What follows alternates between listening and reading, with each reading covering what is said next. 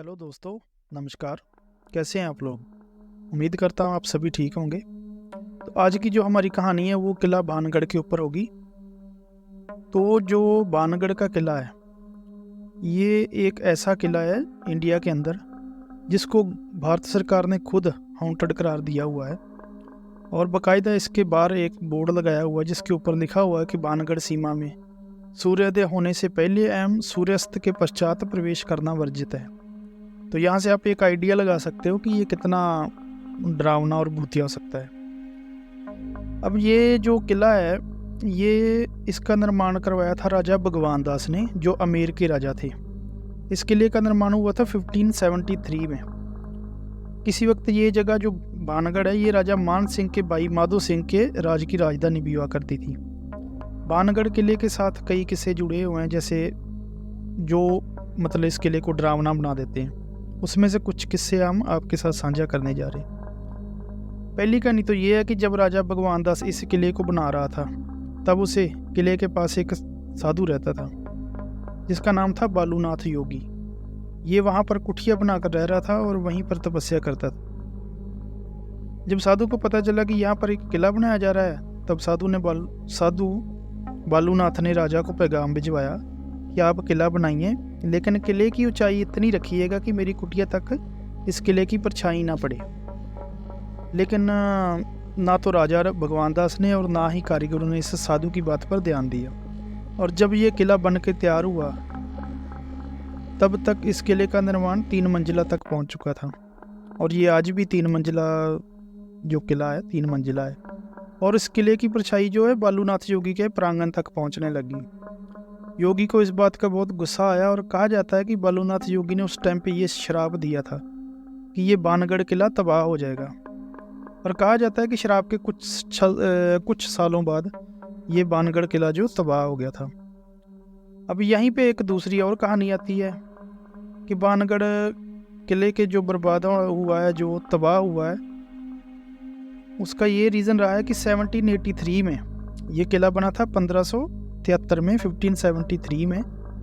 लेकिन 1783 में एक ज़बरदस्त अकाल पड़ा और ये काल इतना भयानक था कि लोगों की ज़िंदगियों को हराम कर दिया इन्हें। यहाँ तक कि पक्षी और जानवरों के पीने के लिए पानी नहीं था, खाना नहीं बचा हुआ था, खेती बिल्कुल उजड़ चुकी थी। लोग भूख के मारे भानगढ़ को छोड़कर अलग अलग जगह पे चले गए और भानगढ़ वीराना हो गया और किला भी खाली हो गया। और तीसरी कहानी ये है कि एक जंग के दौरान भानगढ़ की बहुत बुरी तरीके से हार हुई, लेकिन उस वक्त के राजा और उनके वंशजों ने इस किले में बहुत सारा खजाना छुपा रखा था और इस खजाने को लोगों से बचाने के लिए और खुद वो खजाना निकालने के लिए ये प्रचार फैला दिया कि भानगढ़ में भूतों का साया है, ताकि कोई इस किले में आने की कोशिश ना करे और वह धीरे धीरे खुद खजाने को निकाल सके। इन कहानियों के बावजूद भी एक और कहानी है जिसे सबसे बड़ी वजह माना जाता है भानगढ़ के भूतिया होने की, और ये जो कहानी है ये योगी बालूनाथ की कहानी के साथ भी रिलेट होती है।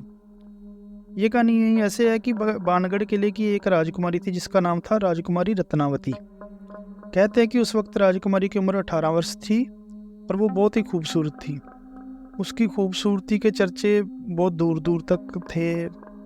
वहाँ आसपास के जितने राजकुमार थे, रजवाड़े थे, वो सभी इस राजकुमारी के कायल थे और वह चाहते थे कि उनकी शादी कहीं उसके साथ हो जाए।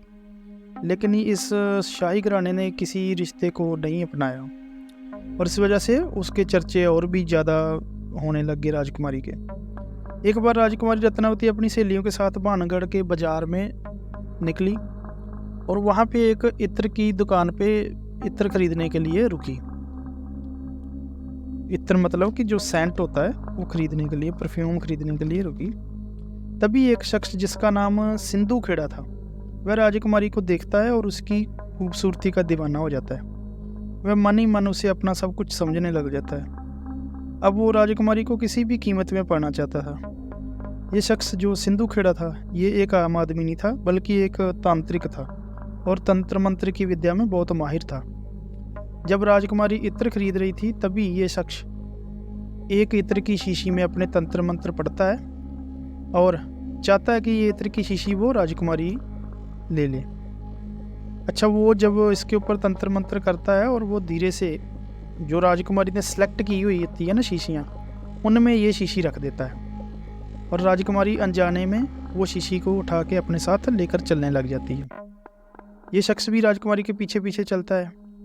यहाँ एक दिक्कत ये हो जाती है कि वहाँ वो राजकुमारी की एक सहेली होती है, उसने ये देख लिया होता है कि ये आदमी ने एक इत्र की शीशी उसमें कोई झाड़ फूंक करके डाली है, और वह राजकुमारी को ये सब बता देती है।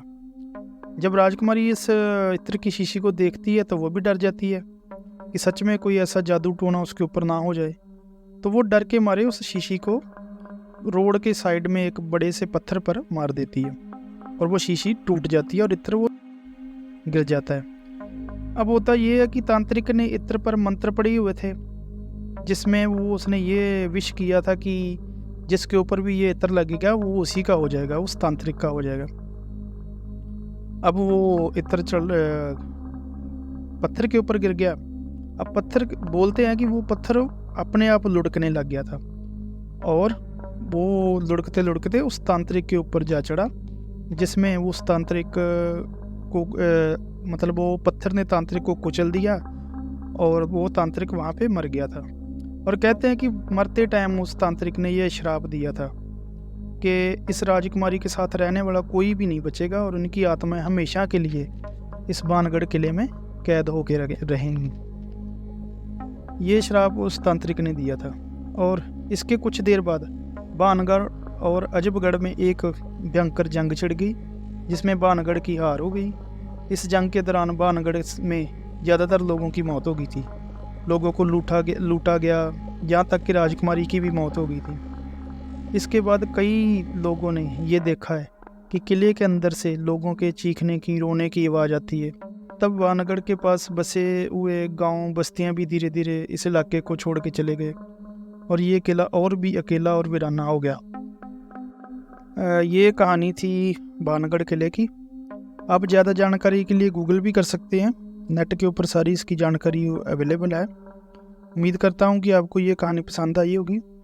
अगर कहानी अच्छी लगी है तो वीडियो को लाइक कीजिए, चैनल को सब्सक्राइब कीजिए। धन्यवाद।